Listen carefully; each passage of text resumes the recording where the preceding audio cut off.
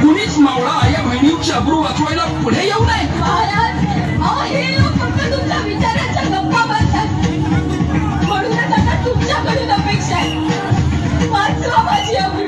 मी कुठे कुठे आणि कधीपर्यंत धावून येणार आहे?